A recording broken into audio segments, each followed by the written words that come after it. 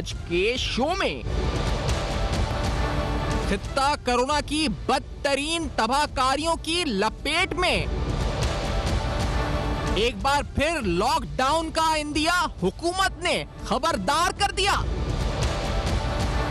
Oxygen सिलेंडरों की black marketing उरूज पर, मुनाफाखोरों की चांदी। वैक्सीनेशन की सुस्त रफ्तार, 1% से भी कम आबादी मुस्तफीद। अस्सलाम वालेकुम। बस पर्दा हकाइक सनसनीखेज इंकशाफात प्रोग्राम बेनकाब में हूँ आपके साथ सिफान खान।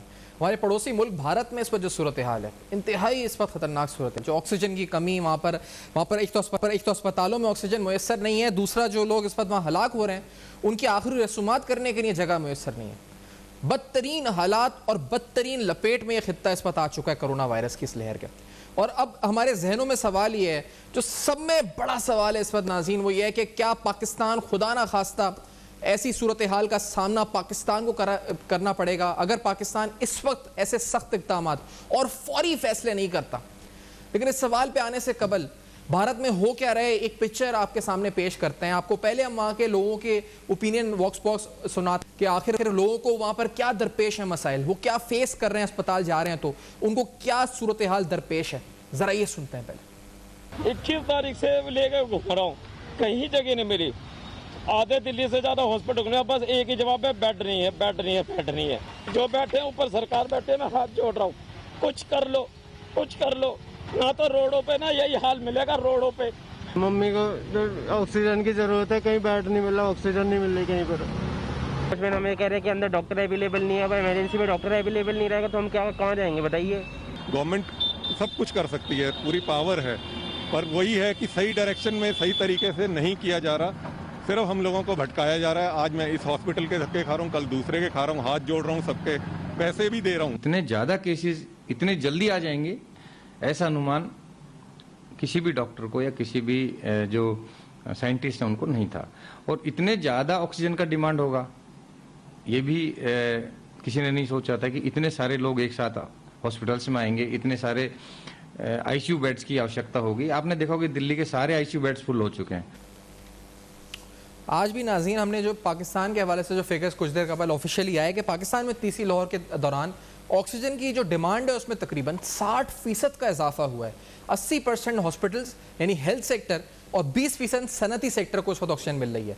पाकिस्तान में प्रोडक्शन बढ़ाने की बात की जा रही है, लेकिन भारत में जो ऑक्सीजन सिलेंडर्स के हवाले से सूरत हाल है वो इंतहाई मखदूश है।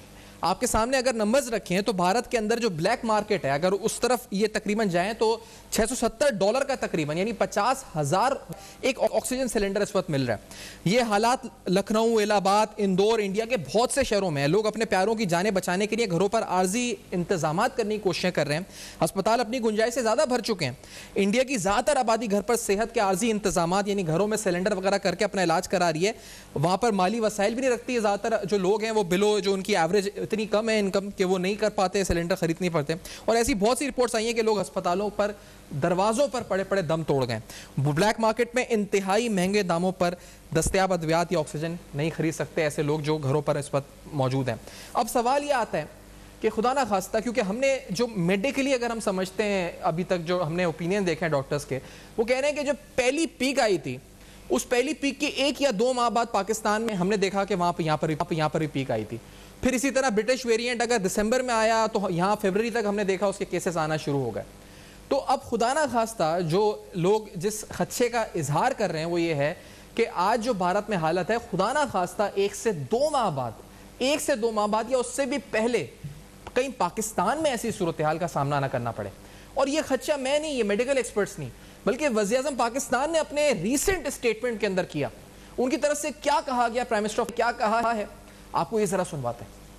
वहां किस तरह ऑक्सीजन की कमी हुई है, हॉस्पिटल भरे हुए हैं, कई बेचारे मरीज हॉस्पिटल जाते ही नहीं है और वो सड़कों पे मर जाते हैं। और जिस तरह यानी वहाँ कोरोना के हालात हैं, मैं आप सबको आज अपील करना चाहता हूँ कि अगर हमने अब एहतियात ना की, चंद दिनों में, हफ्ते में, ज्यादा से ज्यादा 2 हफ्ते में हमारे वो हालात होने वाले हैं।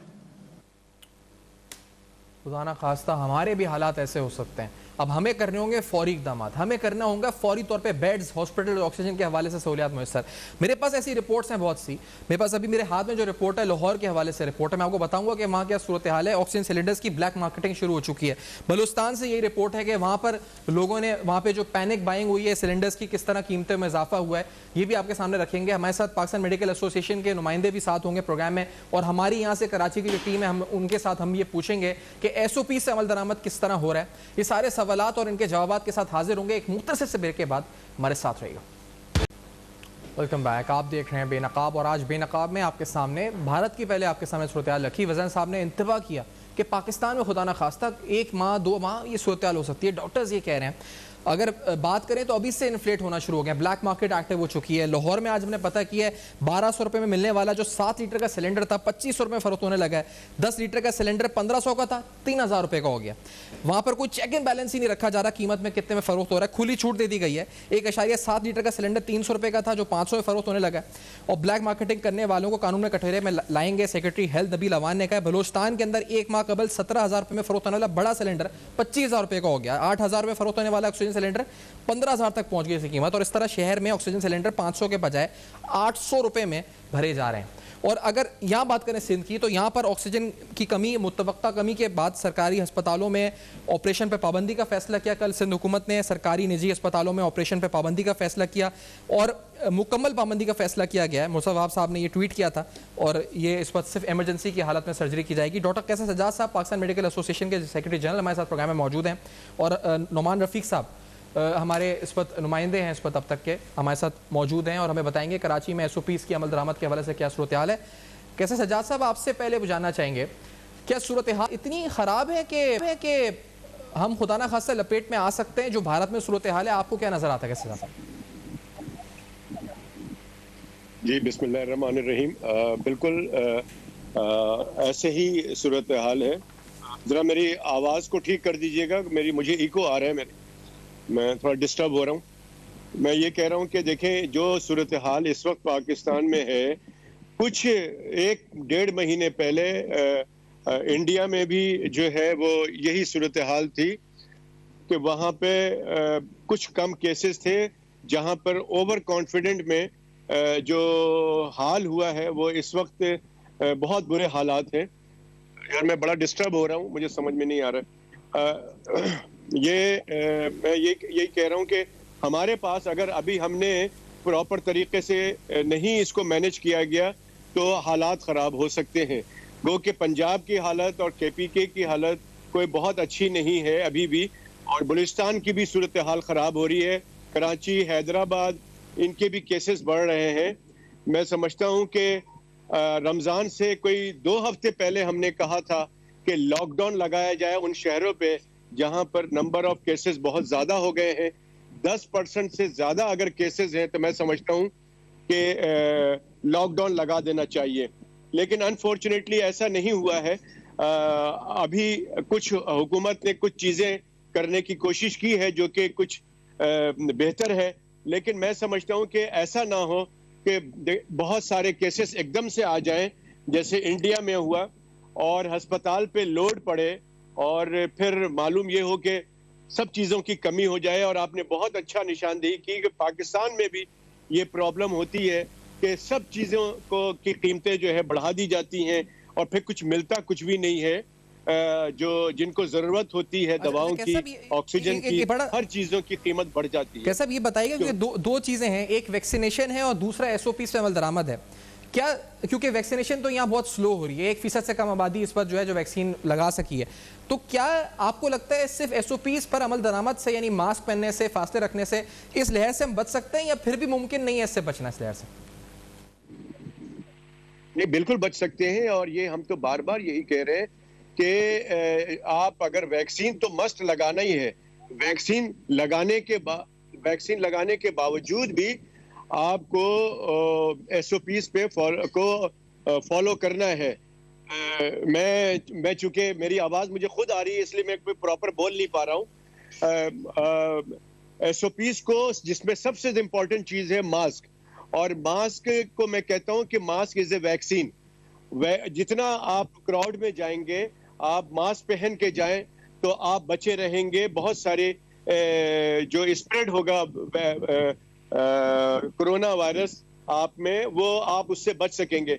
इसके अलावा जो है वो आप कुछ डिस्टेंस करके लोगों के साथ बात करें या खड़े रहें कम से कम 6 फीट का, फिर हाथ ना मिलाएं, गले ना मिलाएं, किसी ऐसी चीज को ना छुएं खामखा जिसकी बाद आप गलती से अपनी आंख को, नाक को या मुंह को छेड़ते हैं तो ये बीमारी आंख, नाक और मुंह के जरिए आपके जिस्म में दाखिल हो सकती है।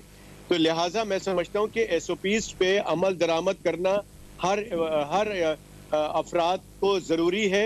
मैं एक चीज बताता चलूं कि लोगों को ये समझना है कि अगर आप बीमार होते हैं, घर के अंदर कोई भी एक आदमी बीमार होता है, तो वो जब हॉस्पिटलाइज होता है तो उससे कोई भी घर का फर्द मिल नहीं सकता है, क्योंकि उसका जो कोरोना वार्ड में वो एडमिट होता है और वहां किसी की कोई इजाजत नहीं होती है। तो वो शख्स जो कोरोना वार्ड में एडमिट है या आईसीयू में एडमिट है, वो बहुत डिप्रेशन में चला जाता है कि मुझसे कोई नहीं मिल रहा है, और बाहर के लोग बहुत परेशान होते हैं कि मेरे मरीज का क्या हो रहा है। तो इस कंडीशन से बचने के लिए जरूरी है कि आप एसओपीज को फॉलो करें, वैक्सीनेशन लगाएं।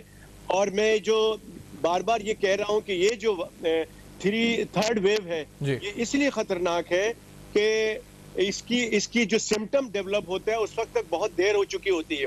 पहले वेव में लोगों को पता चल जाता था कि उसका जो है उसको बुखार हो रहा है, उसको जिस्म में दर्द हो रहा है, खांसी हो रही है, तो पता चलता था, टेस्ट करा लेते थे।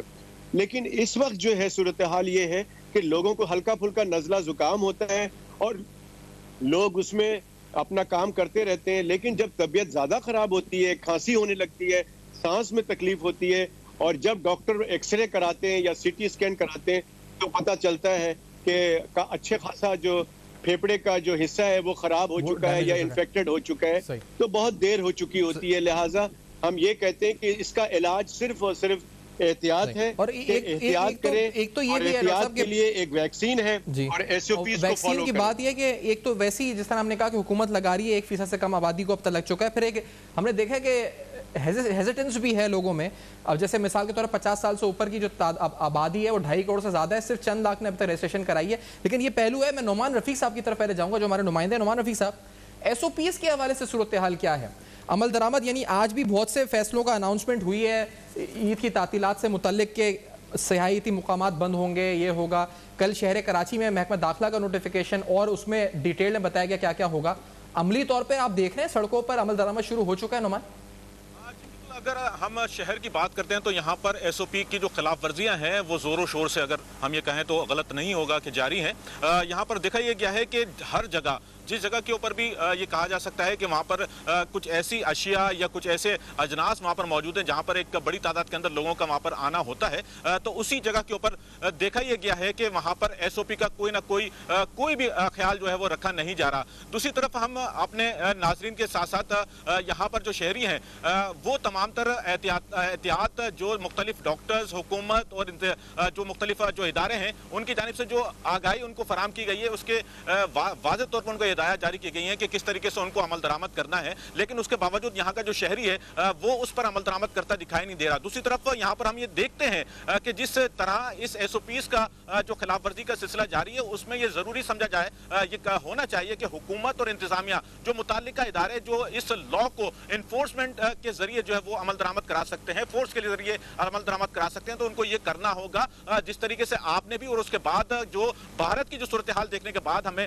अपने शहर की तरफ देखना पड़ता है, तो हमें ये लगता है कि खुदा ना खास्ता अगर अल्लाह का इतना करम इस शहर के ऊपर, इस मुल्क के ऊपर अभी तक कायम और दायम है, और खुदा ना खास्ता ये सूरत हाल जो भारत के अंदर मौजूद है वो अगर इस पाकिस्तान के अंदर, इस शहर के अंदर आती है, तो बहुत बड़ी मुसीबत जो है वो इस शहर के ऊपर टूटने का खदशा हमें दिखाई देता है। दूसरी तरफ अगर इंतजामिया की बात की जाए तो इंतजामिया की जानिब से बहुत से हमें कार्रवाइयां देखने को मिली हैं, लेकिन उनकी जो तादाद, जो कार्रवाइयों की तादाद है और उनका जो अमला जो इस वक्त शहर के अंदर काम कर रहा है वो इंतहाई कलील तादाद के अंदर मौजूद है। अगर हम इस पूरे शहर की बात करें